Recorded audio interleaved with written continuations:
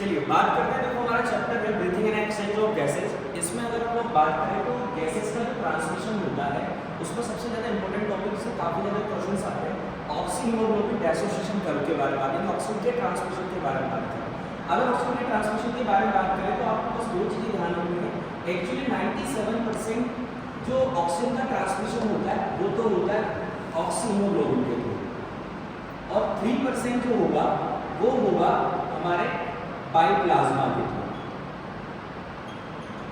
ठीक है, अब एक्चुअली क्या होता है, एक्चुअली ये डिसोसिएशन और एसोसिएशन का मतलब होता है क्या, फिर इसके बारे में समझते हैं। होता क्या है, हीमोग्लोबिन जो होता है ये एक्चुअली देखा जाए तो रेस्पिरेटरी ट्रीटमेंट होता है, और उसके साथ साथ ये पीएच बफर का काम करता है। अब हीमोग्लोबिन के स्ट्रक्चर के बारे में बात करें तो इसमें एक तो हीम ग्रुप होता है और उसके साथ साथ ग्लोबिन प्रोटीन होती है। ग्लोबिन प्रोटीन में देखें तो 2 अल्फा चेन इसमें प्रेजेंट होगी पॉलीपेप्टाइड चेन, और 2 बीटा पॉलीपेप्टाइड चेन प्रेजेंट होगी। हीम ग्रुप में बात करें तो Fe+2 जो आयन होता है वो इसमें प्रेजेंट होता है। जब हमारे इंजरी हो जाती है तो जब ब्लड बाहर निकलता है तो थोड़ी देर बाद काला पड़ जाता है, क्योंकि एक्चुअली Fe+2 जो होगा उसका ऑक्सीडेशन हो जाएगा और Fe+2 में कन्वर्ट हो जाएगा। ये हो गई हमारी बात। अब सैचुरेशन का रियल मतलब क्या होता है, एक्चुअली क्या होता है, हीमोग्लोबिन जो होता है वो ऑक्सीजन के 4 मॉलिक्यूल से अटैच होता है। यानी हीमोग्लोबिन जो होगा ऑक्सीजन के 4 मॉलिक्यूल से अटैच होगा, तो जो सैचुरेशन कंडीशन होती है वो देखा जाए तो 4 ऑक्सीजन मॉलिक्यूल जब इससे कनेक्ट होंगे तब ये 100% सैचुरेटेड होगा। तो कहने का मतलब ये होगा कि हीमोग्लोबिन से अगर 1 ऑक्सीजन मॉलिक्यूल अटैच होगा तो 25% सैचुरेशन होगा। हीमोग्लोबिन से अगर 2 ऑक्सीजन मॉलिक्यूल अटैच होंगे तो 50% सैचुरेशन होगा। हीमोग्लोबिन से 3 ऑक्सीजन मॉलिक्यूल अटैच होंगे तो 75% होगा, और हीमोग्लोबिन से चारों के 4 ऑक्सीजन अटैच हो जाएंगे तो 100% सैचुरेशन हो जाएगा। अब अगर हम लोग एसोसिएशन डिसोसिएशन कर्व के बारे में बात करें तो एक्चुअली वाई एक्सिस और ये एक्स एक्सिस होता है। यहाँ पर हमारा पार्शियल प्रेशर होता है ऑक्सीजन का, और यहाँ पर हम लोग अगर बात करें तो percentage saturation haemoglobin with oxygen. तो देखा जाए तो नॉर्मल कंडीशन में ये सिग्मोइड कर्व जैसा मिलता है। एक्चुअली क्या सिग्मोइड कर्व होगा ये।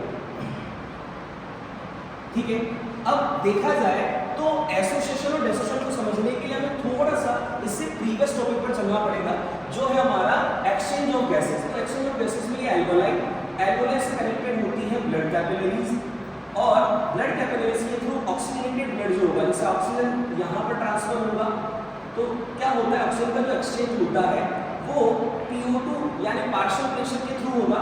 तो एल्वेओलाई के यहाँ पर पार्शियल प्रेशर ऑक्सीजन का ज़्यादा रहेगा और CO2 का पार्शियल प्रेशर यहाँ पर कम रहेगा। अब यहाँ टिश्यू के कंडीशन में अगर बात करें तो टिश्यू कंडीशन में क्या होगा, ब्लड यहाँ से लेकर आ रहा है तो ऑक्सीजन का पार्शियल प्रेशर यहाँ पर कम रहेगा और CO2 का पार्शियल प्रेशर यहाँ पर ज़्यादा रहेगा। तो एक्चुअली गैसें जो मूव करती हैं वो high partial pressure to low partial pressure move करती है। तो अगर इस कंसेप्ट को हम लोग देखें तो यहाँ पर लंग्स की जगह जो लंग्स है, लंग्स में हो रहा है हीमोग्लोबिन का एसोसिएशन, और टिश्यू कंडीशन पर अगर देखें तो यहाँ हो रहा है डिसोसिएशन।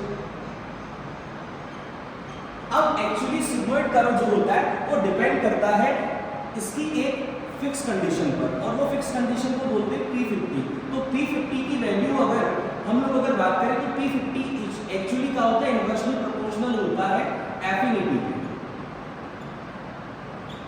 अब एफिनिटी क्या होगी, एक्चुअली एफिनिटी का मतलब होता है हीमोग्लोबिन ऑक्सीजन के साथ कितना लगाव रखता है, उसे एफिनिटी बोलते हैं। अगर P50 की वैल्यू अगर हमारे पास कम हो जाती है या ज्यादा हो जाती है तो दोनों कंडीशन में होगा क्या, सुनिए। अगर P50 की वैल्यू मान लो यहाँ पर कम होता है, एक्चुअली P50 का अगर देखा जाए तो PO2 उस टाइम पर रहेगा 27 से लेकर 30 mmHg।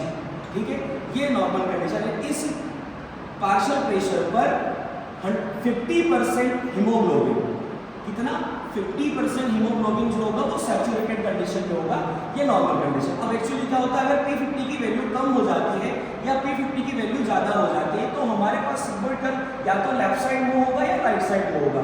जब अगर P50 की वैल्यू कम हो जाती है तो यही जो कर्व होता है वो लेफ्ट साइड मूव करेगा, और जब P50 की वैल्यू ज्यादा हो जाएगी तो यही कर्व जो होगा वो राइट साइड मूव करेगा। तो ये हो गई हमारी राइट साइड और ये हो गई हमारी लेफ्ट साइड। अब देखा जाए तो लेफ्ट साइड क्या हो रहा है, P50 की वैल्यू कम हो रही है, P50 की वैल्यू कम होगी, ठीक है। राइट साइड पर क्या हो रहा है, P50 की वैल्यू ज्यादा हो रही है। अगर देखा जाए तो P50 की वैल्यू कम है तो एफिनिटी यहाँ पर क्या होगी, ज्यादा होगी। तो एफिनिटी यहाँ पर इंक्रीज हो गई। यहाँ अगर देखें तो एफिनिटी जो होगी हीमोग्लोबिन के ऑक्सीजन से वो यहाँ पर कम हो जाएगी। जी समझ में। आगे बात करते हैं अब और ऐसी कौन कौन सी कंडीशन है तब sigmoid curve left side move करेगा या राइट साइड मूव करेगा। तो बात करें तो यहाँ पर PO2 जब ज्यादा रहेगा तब उसके साथ PCO2 क्या हो जाएगा, इसमें कम हो जाएगा। उसके साथ कहने का मतलब यह है कि लेफ्ट साइड कम होगा जब होगा एसोसिएशन, ठीक है। और P50 के वैल्यू जब ज्यादा रहेगा एफिनिटी कम रहेगी, यानी कहने का मतलब यहाँ पर PO2 जो होगा वो कम होगा और PCO2 इंक्रीज होगा। तो कहने का मतलब यहाँ पर हो रहा है डेसोसिएशन, ठीक है। अब PCO2 अगर कम है तो देखा जाए तो H पॉजिटिव भी यहाँ पर कम रहेगा, क्योंकि H पॉजिटिव यानी एसिडिटी जो होगी वो यहाँ पर कम रहेगी। तो इसका मतलब pH की वैल्यू जो होगी वो इंक्रीज रहेगी। इसका अपोजिट राइट साइड कब होगा, जब H पॉजिटिव जो होगा वो ज्यादा रहेगा और उसके साथ pH जो रहेगा वो कम हो जाएगा। तो कहने का मतलब ये है कि अगर क्वेश्चन इस तरीके से आ जाए कि एसिडिटी जब बढ़ जाती है तो एसिडिटी बढ़ने की वजह से क्या होगा कि जो कर्व होगा वो राइट साइड मूव करेगा, ठीक है। आगे हम अगर बात करते हैं तो एक कॉम्पिटिटिव इनहिबिटर होता है 2,3-बिसफॉस्फोग्लिसरेट। अगर ये जो है ये भी कम रहेगा तब एसोसिएशन होगा और जब ये ज्यादा हो जाएगा तो डेसोसिएशन हो जाएगा। ये क्या है, अब कॉम्पिटिटिव इनहिबिटर क्या होता है, ऑक्सीजन की जगह ये 2,3-BPG अटैच हो जाता है, जिसकी वजह से ऑक्सीजन ना जुड़कर हीमोग्लोबिन से 2,3-BPG जुड़ जाता है, जिसकी वजह से डेसोसिएशन ज्यादा होगा। तो कहने का मतलब इसके साथ ही टेम्परेचर जो होता है ये भी इसमें एसोसिएशन के टाइम पर कम रहेगा और टेम्परेचर जो होगा अगर ज्यादा रहेगा तो क्या हो जाएगा, डेसोसिएशन हो जाएगा। तो ये सारे पैरामीटर्स होते हैं जिसके बेसिस पर हम लोग ऑक्सीहीमोग्लोबिन डेसोसिएशन कर्व को डिफाइन कर सकते हैं। साथ ही अगर हम लोग बात करेंगे जब PCO2 ज्यादा हो जाता है तो इसे बोलते हैं बोहर इफेक्ट, और अगर PO2 इंक्रीज रहता है तो इसे बोला जाता है हेल्डेन इफेक्ट।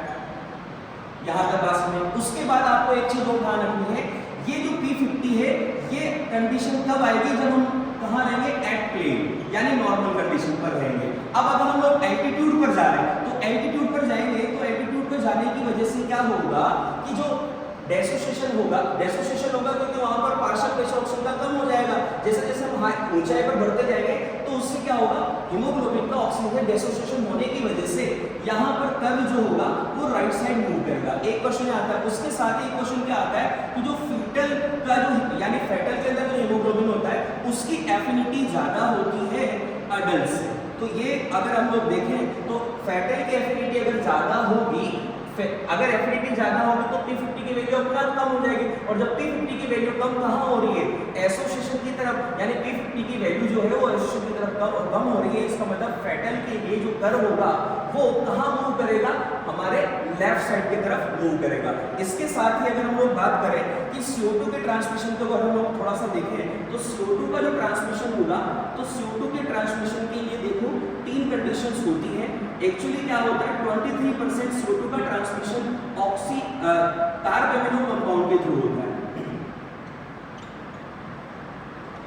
ठीक है, और 7% होता है बाय प्लाज्मा। और उसी के साथ ही अगर देखा जाए तो 70% होता है बाइकार्बोनेट यानी SCO3 माइनस, जो बाइकार्बोनेट आयन होते हैं उसके थ्रू 70% CO2 का ट्रांसमिशन होता है। यही इंपॉर्टेंट है क्योंकि यहां से फिनोमेना पूछा जाता है, हैमबर्गर इफेक्ट। अब ये हैमबर्गर इफेक्ट जो होता है क्या होता है, एक्चुअली क्या होता है, आरबीसी जो होती है उसके अंदर CO2 जो होगी वो वाटर से रिएक्ट करेगी, और ये जो प्रोसेस होगी आरबीसी के अंदर इसमें एक एंजाइम प्रेजेंट होगा कार्बनिक एनहाइड्रेज। ये एंजाइम थोड़ा सा प्लाज्मा में प्रेजेंट होता है और आरबीसी के अंदर भी होता है, और ये बना देता है कार्बोनिक एसिड CO3, ये वापस ब्रेक डाउन होगा H पॉजिटिव में और SCO3 माइनस में। तो ये बाइकार्बोनेट जो होगा ये तो चला जाएगा बाहर, और इसको बैलेंस करने के लिए, इसके आयनिक ग्रेडियंट को बैलेंस करने के लिए बाहर प्लाज्मा से सोडियम जो होता है वो क्लोराइड जो होता है वो एंटर कर जाता है। इसे बोलते हैं क्लोरीन शिफ्ट या हैमबर्गर इफेक्ट। ये बाइकार्बोनेट जो होगा ये एक्चुअली सोडियम से रिएक्ट करेगा और बना लेगा सोडियम बाइकार्बोनेट, और ये सोडियम बाइकार्बोनेट CO2 70% CO2 का ट्रांसमिशन बाइकार्बोनेट के थ्रू लंग्स में हो जाता है, लंग्स से बाहर निकल जाएगा क्योंकि गैसेस का action high partial pressure to low partial pressure होता है। उसके साथ ही मैं थोड़ी देर पहले आपसे बात कर रहा था कि जो हीमोग्लोबिन होता है वो पीएच बफर की तरह वर्क करता है। तो एक्चुअली आरबीसी के अंदर जब कार्बोनिक एसिड जब ब्रेकडाउन होता है तो H पॉजिटिव बहुत ज्यादा बनते जाते हैं, तो इस H पॉजिटिव से हीमोग्लोबिन अटैच हो जाएगा और हीमोग्लोबिन अटैच होने से यहाँ पर बन जाएगा HHB, और ये होता है हीमोग्लोबिनिक एसिड, और यही हीमोग्लोबिनिक एसिड पीएच बफर की तरह वर्क करता है। दूसरी बात एक चीज और आपको ध्यान रखनी है, जो CO2 होता है उसकी एफिनिटी जो होती है वो ऑक्सीजन से ज्यादा होती है। कहने का मतलब ये है कि CO2 हीमोग्लोबिन से ज्यादा अटैच रखती है, ज्यादा लगाव रखती है। तो ये सारी चीज तो हमारा